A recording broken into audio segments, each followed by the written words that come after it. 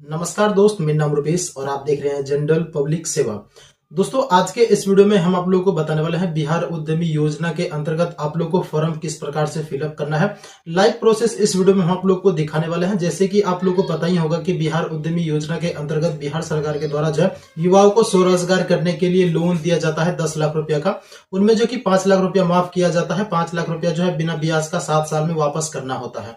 इस वीडियो में हम आप लोग को बताने वाले हैं कि अगर आप लोग को बिहार उद्यमी योजना के अंतर्गत लोन प्राप्त करना है तो उसके लिए फॉर्म किस प्रकार से फिलअप करेंगे, एक एक करके सभी जानकारी हम आप लोग को बताएंगे। 2024 में आप लोगों को किस प्रकार से फॉर्म को फिलअप करना है।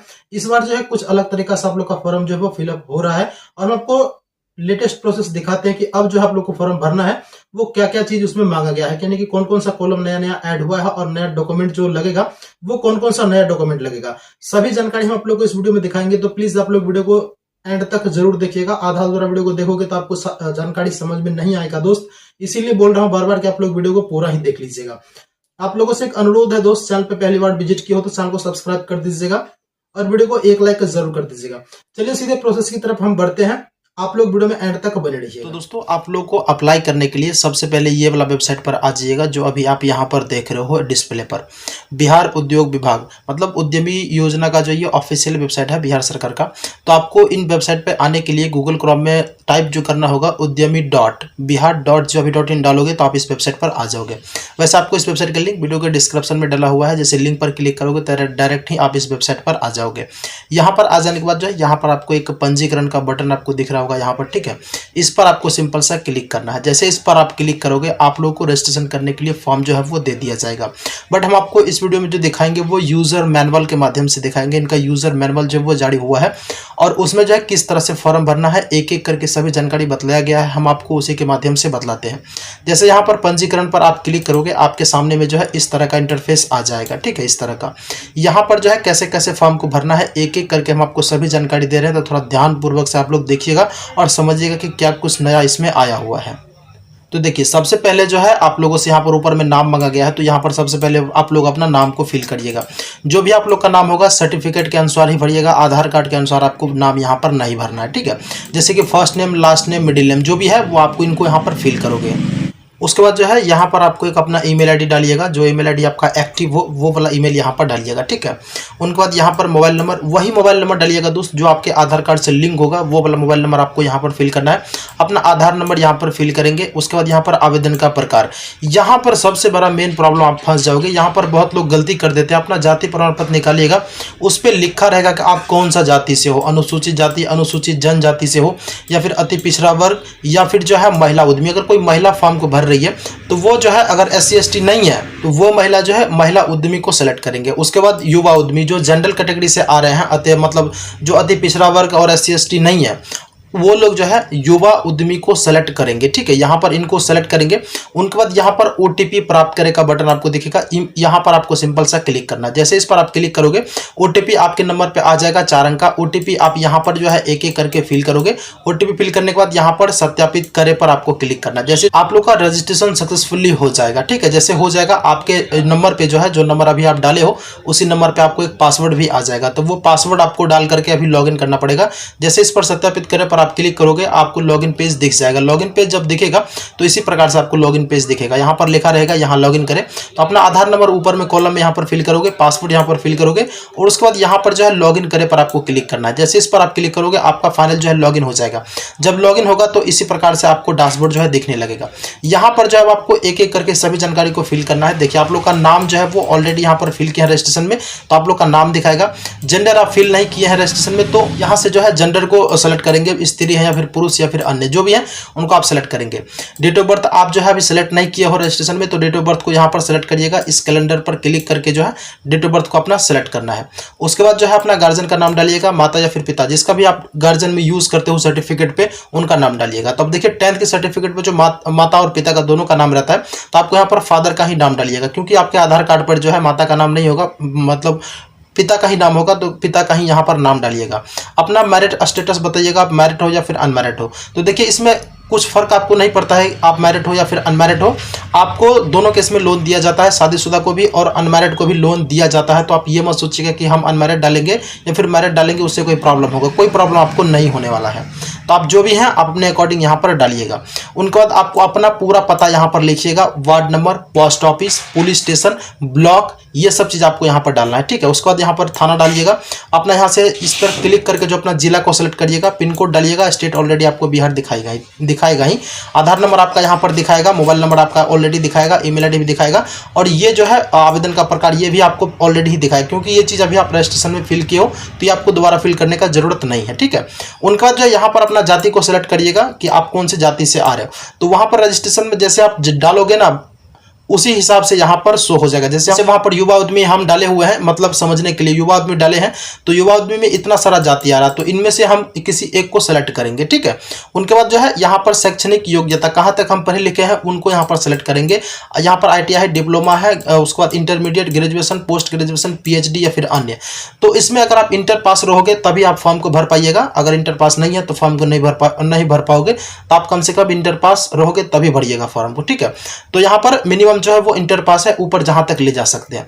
तो यहाँ पर अपने अकॉर्डिंग एजुकेशन लेवल को सिलेक्ट करेंगे। उनके बाद यहाँ पर सेव पर आप क्लिक कर देंगे। जैसे आप सेव पर क्लिक करेंगे ये आपका जानकारी वो सेव हो जाएगा। अब यहाँ पर आपको एजुकेशन का डिटेल्स पूछा जाएगा, तो इस प्रकार से पेज ओपन होगा। यहाँ पर जो है शैक्षणिक विवरण जोड़े पर आप क्लिक करोगे, जैसे इस पर क्लिक करोगे तो इस प्रकार से यहाँ पर पेज जो है वो ओपन होगा। यहाँ पर जो अपना 10th और 12th का जानकारी आपको फिल करना है, जैसे कौन सा बोर्ड से 10th किए हुए हैं, उस रोल नंबर क्या है, पासिंग ईयर क्या है, कौन सा सब्जेक्ट है, तो वो आप यहाँ पर फिल करोगे। उसके बाद यहाँ पर जोड़े पर क्लिक करोगे, ये 10th का जानकारी जो है वो आपका ऐड हो जाएगा। फिर से जो है आपको यहीं पर क्लिक करना होगा, ठीक है, यहीं पर क्लिक करिएगा तो फिर से आपको एक और पेज इस तरह से फिर ओपन होगा। फिर आपका एक बॉक्स जो है इसी तरह से ओपन होगा। यहाँ पर अब पहले 10th का डाले थे, अब 12th का डालेंगे, उसका जो है रोल नंबर डालेंगे, पासिंग ईयर डालेंगे और सब्जेक्ट डालेंगे कि साइंस, आर्ट्स, कॉमर्स से है। अब 10th में जो है वो लोग जिनको जो है 10th का सब्जेक्ट डालना होगा वो कैसे डालेगा, हिंदी, इंग्लिश, संस्कृत, मैथ जो भी है सब कुछ को यहाँ पर एक एक करके लिखेंगे, इंग्लिश में ही लिखेंगे, कोई दिक्कत नहीं है। और उसके बाद 12th वाला जो है अपना डायरेक्ट ही डालेंगे, साइंस, आर्ट्स, कॉमर्स जो भी है वो डालेंगे, जोड़े पर क्लिक करेंगे, आपका ये जुड़ जाएगा। अब यहाँ पर देखिए कि दक्षता प्रशिक्षण कोर्स मतलब जोड़े का एक नया ऑप्शन यहाँ पर आया हुआ है। तो ये देखिए अभी आपके लिए ये नहीं है, ये बाद में आप ऐड कर सकते हो। अगर आपके पास MSME आधार उद्योग सर्टिफिकेट है तो आप यहाँ पर डालिएगा, मतलब कोई प्रशिक्षण किए होंगे आप अपने बिजनेस के लिए, यानी कि जो बिजनेस आप करना चाहते हैं उसके लिए कोई प्रशिक्षण लिए हुए हैं, तब आप इस ऑप्शन पर क्लिक करके जो है जानकारी को भरिएगा। अगर नहीं किए हैं तो इनको आप छोड़ दीजिएगा, इससे आपको कोई दिक्कत नहीं है होने वाला, ठीक है। आप जैसे इस पर क्लिक करोगे तो यहाँ पर उसका जानकारी मांगा जाएगा, प्रशिक्षण संस्थान का नाम क्या है, मतलब वर्ष किस डेट में आप किए हो, ट्रेड क्या है, कौन से ट्रेड में आप किए हो, कब मतलब कितने दिन किए हो, वो आपको यहाँ पर पूछा जाएगा। तो ये सब जानकारी अगर आपके पास होगा तो फिल करिएगा, नहीं तो इसको छोड़ दीजिएगा। उनके बाद सेव कर दीजिएगा, ठीक है। जैसे सेव करोगे तो फिर से आपका यहाँ पर आ जाएगा ये वाला विवरण डालने के लिए, ठीक है। यहाँ पर जो है आपको आवेदक का व्यवसाय, तो आप जो है किस तरह का मतलब अभी आप काम कर रहे हैं वो चीज़ आपको डालना है। जैसे कि आप मजदूर हैं, स्वरोजगार हैं, कृषक हैं या फिर बेरोजगार हैं, फिर अन्य, तो आप अपने अकॉर्डिंग डालिएगा। आप जो चीज़ अभी कर रहे हैं वो चीज़ को डालिएगा। जैसे किसी प्रकार का रोजगार कर रहे हैं तो रोजगार डालेंगे, कृषि यानी खेती वगैरह कर रहे हैं तो वो डालेंगे, मजदूर है तो मजदूर को सिलेक्ट करेंगे, बेरोजगार निठल्ले बैठे हैं तो बेरोजगार को सिलेक्ट करेंगे। अगर इसके अलावा और कुछ होगा अन्य तो वो डालेंगे। सरकारी नौकरी वाले जो है इस फॉर्म को नहीं भरेंगे, वो बात ध्यान में रखिएगा। यहाँ पर जो आवेदक अपना मासिक आय डालिएगा, मासिक आय, वार्षिक नहीं पूछ रहे हैं यहाँ पर, मासिक मतलब महीना का इनकम डालिएगा। वार्षिक का मतलब होता है सालाना आय, तो यहाँ पर मासिक आय डालिएगा कि आपका इनकम कितना है। तो यहाँ पर मासिक आय जो है 8 से 10,000 रुपया ही डालिएगा यहाँ पर, ठीक है। यहाँ पर जो है 8 से 10,000 ही रुपया आपको डालना है। अब यहाँ पर जो है आवेदक का व्यवसाय का विवरण, आप क्या करते हैं यहाँ पर मतलब डिटेल में पूछा गया है, तो वो आप यहाँ पर बता दीजिएगा डिटेल में कि हम ये करते हैं। अगर कोई रोजगार कर रहे हैं तो उसी केस में यहाँ पर व्यवसाय का विवरण आप लोगों से पूछा जाएगा, ठीक है। अन्य या फिर बेरोजगार अगर आप सेलेक्ट करते हो तो यहाँ पर कुछ डालने का जरूरत नहीं है, क्योंकि बेरोजगार है तो कोई काम ही नहीं कर रहे तो डालेंगे कौन सी। उसके बाद जो यहाँ पर मुख्य पारिवारिक जो है व्यवसाय, आपका फैमिली जो है वो क्या कर रहे हैं वो आपको यहाँ पर बताना, मजदूर है, स्वरोजगार, कृषक हैं या फिर जो है बेरोजगार है या फिर अन्य, तो अपने फैमिली के बारे में यहाँ पर बताना है आपको कि फैमिली आपका क्या कर रहे हैं। यहाँ पर आपको अपने बारे में बताना है, क्योंकि यहाँ पर आवेदक का व्यवसाय पूछ रहा है और यहाँ पर फैमिली का व्यवसाय पूछ रहा है, ठीक है, पारिवारिक का व्यवसाय पूछ रहा है, तो वो यहाँ पर बताना है आपका परिवार क्या कर रहा है।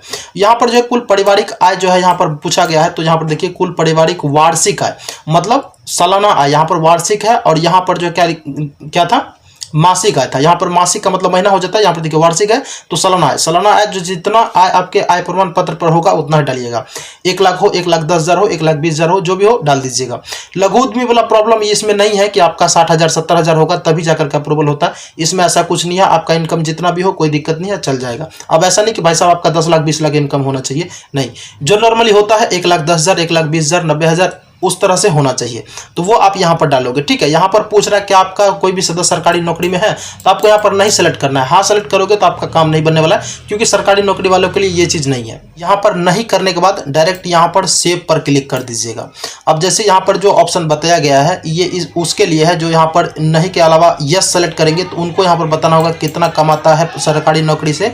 ठीक है, और उनका यहाँ पर विवरण डालिएगा, जैसे कि कौन से पद पे काम कर रहे हैं, कौन से कार्यालय में, आवेदक का संबंध, ये सब चीज़ आपको डालना पड़ेगा। आप लोग को इन सब चीज़ को छोड़ देना है। ठीक है, यहाँ पर नहीं केवल डालना है और सेव पर क्लिक करना है। जैसे सेव पर सेव करोगे बाद बाकी का जानकारी आपको फिल नहीं करना है, केवल नहीं और यहाँ पर सेव कर दीजिएगा। इसको सेव करने के बाद जो जैसे सेव पर क्लिक करोगे आपका जानकारी कुछ इस प्रकार से आ जाएगा।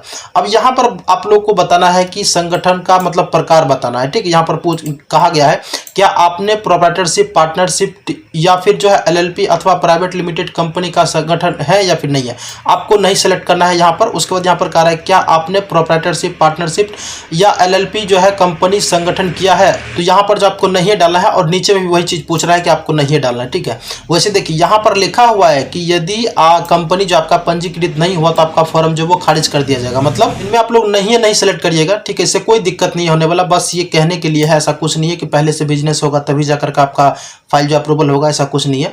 आप अगर रजिस्टर्ड पहले से कोई बिजनेस होगा तो हाँ करिएगा, नहीं होगा तो ना करिएगा। ठीक है, उनके बाद नीचे करिएगा। नीचे करने के बाद यहाँ पर आवेदक का जो है संगठन इकाई पूछ रहा है, तो आप किस प्रकार का बिजनेस करना चाहते हैं उनको सेलेक्ट करिएगा। यहाँ पर प्रोप्राइटरशिप है, पार्टनरशिप है, LLP है, उसके बाद यहाँ पर प्राइवेट लिमिटेड कंपनी है। आप अपने अकॉर्डिंग जो है इनको सेलेक्ट करिएगा। संस्था इकाई का नाम यानी कि बिजनेस का नाम आपको डालना है, बिजनेस आपका कहाँ पर है उसका कंप्लीट एड्रेस यहाँ पर डालना है। अब आपका कोई पार्टनर है तो यहाँ पर उसका ऐड प्रोप्राइटर पर क्लिक करके जो उसका जानकारी ऐड करिएगा, नहीं तो यहाँ पर सीधा सेव पर क्लिक कर दीजिएगा। सेव करने के बाद जो है जैसे यहाँ पर अब मान लेते हैं कोई पार्टनर होगा तो इस पर जैसे क्लिक करोगे तो पार्टनर का जानकारी मांगना आप लोगों से मांगा जाएगा, तो उसका जानकारी फिल करिएगा। नहीं होगा तो इनको छोड़ करके सीधा सेव पर क्लिक कर दीजिएगा। ठीक है, सेव करने के बाद जो है यहाँ पर इस प्रकार से आ जाएगा आपको प्रोजेक्ट सेलेक्ट करने के लिए कौन सा बिजनेस आप करना चाहते हैं। ठीक है, यहाँ पर जो आप लोग देखिए एक डाउनलोड का बटन आपको दिखेगा। डाउनलोड पर जैसे क्लिक करोगे तो प्रोजेक्ट का सूची आपको डाउनलोड होगा, उनमें से जो अपना प्रोजेक्ट को यहाँ पर सेलेक्ट कर लीजिएगा। प्रोजेक्ट सेलेक्ट करने के बाद आप जो कोई भी बिजनेस करना चाहते हैं यहाँ से बिजनेस को सेलेक्ट कर लीजिएगा। बिजनेस सेलेक्ट करने के बाद यहाँ पर नीचे में आपसे पूछा गया है क्या आपने इससे संबंधित कौशल प्रशिक्षण लिए हुए हैं, हाँ या ना। अगर लिए होंगे तो हाँ करिएगा, नहीं लिए होंगे तो ना करिएगा, कोई दिक्कत नहीं है। आप ना ही करोगे तो कोई दिक्कत नहीं। अगर लिए होंगे तो उनका जानकारी यहाँ पर आपको फिल करना होगा। अगर किसी तरह का प्रशिक्षण आप लिए होंगे तो हाँ पर क्लिक करोगे तो इस प्रकार से पेज ओपन होगा। इनमें जो है अपना संस्थान का मतलब जानकारी डालोगे कि कहाँ से प्रशिक्षण लिए हुए हैं, उनका जानकारी आप डालोगे। नहीं तो ना यहाँ पर नहीं पर सेलेक्ट करिएगा और आगे बढ़ जाइएगा। उनके बाद यहाँ पर पूछ रहा है क्या आपका जमीन जो है वो शेडिंग पहचान हो गया है, हाँ या ना। तो आपको यहाँ पर यस और नो में जवाब दे देना है। अगर हुआ होगा यहाँ पर जो है आपको नहीं पर सेलेक्ट करना है। ठीक है, नहीं करने के बाद आगे बढ़ जाइएगा। उसके बाद जो है यहाँ पर देखिए कह रहा है कि आपका जमीन का सेट पहचान, आपको हाँ या ना में जवाब दे देना है। भूमि का क्षेत्रफल वर्ग मीटर में आपको बताना है। आपका जमीन किस जगह पर है, मतलब कौन सा एड्रेस पर है, वो एड्रेस आप यहाँ पर फिल करोगे। उसके बाद जो है यहाँ पर पूछ रहा है भूमि का प्रकार, स्वामित्व आपको सेलेक्ट करना, मतलब मेरा खुद का जमीन है। उनके बाद सेव पर आपको क्लिक कर देना। जैसे आप सेव पर क्लिक करोगे उनके बाद जो है यहाँ पर आप लोगों से पूछा जाएगा परियोजना की लागत, तो यहाँ पर जो है आपको रुपया जो है डाल देना है 10 लाख। ठीक है, अब यहाँ पर पूछ रहा है क्या भवन, शेड, दुकान जो है किराए पर है या फिर जो अपना खुद का है, तो आपको हाँ और ना में जवाब दे देना है। ठीक है, उनके बाद नीचे करोगे यहाँ पर प्लांट और मशीन की जो है आपको जानकारी बताना है, कितना का रुपया का मतलब मशीन वगैरह आपका होने वाला है। उसके बाद जो है अन्य अंचल संपत्ति के बारे में आपको यहाँ पर अमाउंट डालना है। उसके बाद कार्यशील पूंजी आपको यहाँ पर डालना है।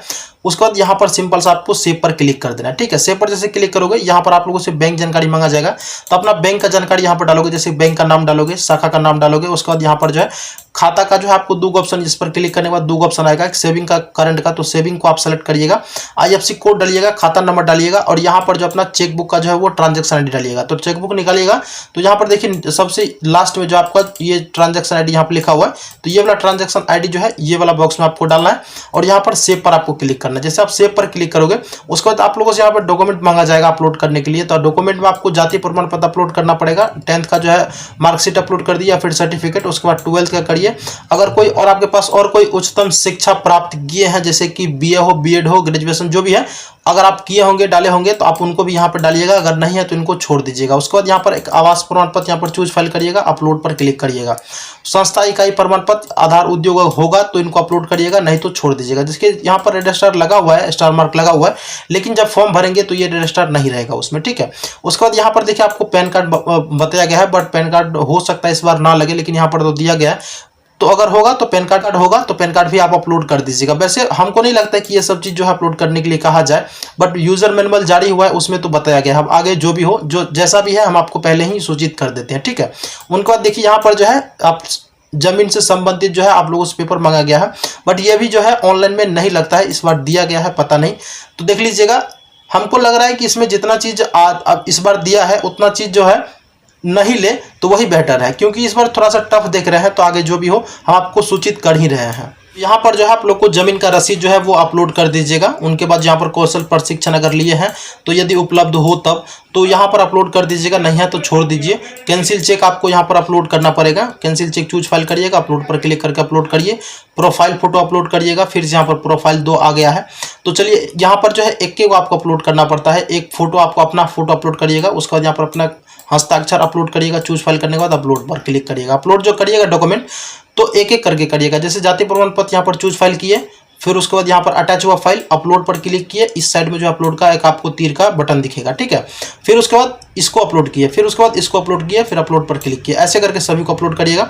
अपलोड हो जाने के बाद यहाँ पर जो है सबमिट करने से पहले अपना डाटा जांच कर ले, इस पर आपको क्लिक करना है। जैसे इस पर क्लिक करोगे आपका तमाम जानकारी इस तरह से आ जाएगा। सभी को जो है एक एक करके सभी जानकारी को आपको चेक कर लेना है।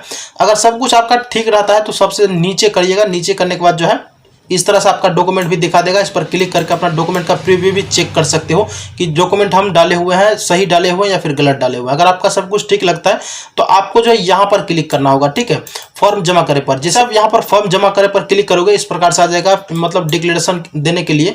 यहाँ पर जो है आपको डिक्लेरेशन इस बॉक्स पर टिक करिएगा और यहाँ पर फाइनल सबमिट पर आपको क्लिक कर देना होगा। जैसे फाइनल सबमिट पर क्लिक करोगे इस प्रकार से जो आपका रिसीविंग जो वो जनरेट हो जाएगा। यहाँ पर आपका जो है नाम दिखाएगा, डेट आपको यहाँ पर दिखा देगा और आपका रजिस्ट्रेशन नंबर ये दिखा देगा, ठीक है। यहाँ पर एक डेमो रजिस्ट्रेशन नंबर दिया हुआ है, यहाँ से इसको प्रिंट आउट करके निकाल लीजिएगा। फाइनल आपका आवेदन हो चुका है। ये दोस्तों यूजर मैनुअल जारी हुआ है। अगर आप लोग भी इसे डाउनलोड करना चाहते हैं तो पोर्टल से ही आपको मिल जाएगा। पोर्टल पर आकर के जो आप डाउनलोड इसे कर सकते हो। यहाँ पर आइएगा, उसके बाद जो है यहाँ पर रजिस्ट्रेशन पर पंजीकरण पर आपको सिंपल सा क्लिक करना होगा। जैसे आप पंजीकरण पर क्लिक करोगे उसके बाद जो है इस प्रकार से पेज ओपन होगा। यहाँ पर जो है उपयोगकर्ता पुस्तिका लिखा हुआ है, इस पर आपको सिंपल सा क्लिक करना है। जैसे इस पर क्लिक करोगे यहाँ पर जो आपको डाउनलोड का बटन दिख जाएगा, हम आपको दिखा देते हैं। इस तरह से पेज ओपन होगा। यहाँ पर जो है उपयोगकर्ता पुस्तिका डाउनलोड बटन आपको दिखेगा, इस पर आप क्लिक करके इसको डाउनलोड कर लीजिएगा। देखिए यहाँ पर यूजर मैनुअल है, यहाँ से भी जो है इसको यहाँ पर अभी ओपन हो जाएगा। इसको भी आप डाउनलोड कर सकते हो, ठीक है, दोनों एक ही है। इस पर आप जैसे आप क्लिक करोगे तो आपको एक पीडीएफ जो डाउनलोड हो जाएगा, जो अभी हम आपको दिखा रहे थे इसी तरह से जो है पीडीएफ डाउनलोड होगा, ठीक है। इसी में जो है पूरा जानकारी आप लोगों को दिया गया है, हम आपको उसी के माध्यम से बतलाए हुए हैं। अब हो सकता है अप्लाई में जो है कुछ चेंज कर दे तो बट वो बात की बात है, लेकिन हम आपको जो भी जानकारी था वो हम आप लोगों के साथ शेयर कर दिए हैं।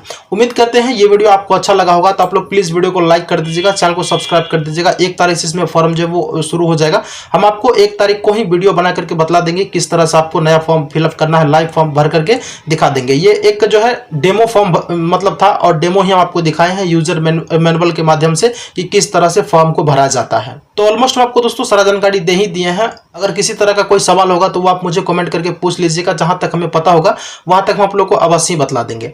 तो चलिए दोस्तों हम इस वीडियो को करते हैं। अगर आपने पूरा इस वीडियो को वॉच किया हो तो वीडियो देखने आपका तहे दिल से धन्यवाद दोस्त। मिलते हैं हम किसी दूसरे वीडियो के साथ, तब तक के लिए जय हिंद।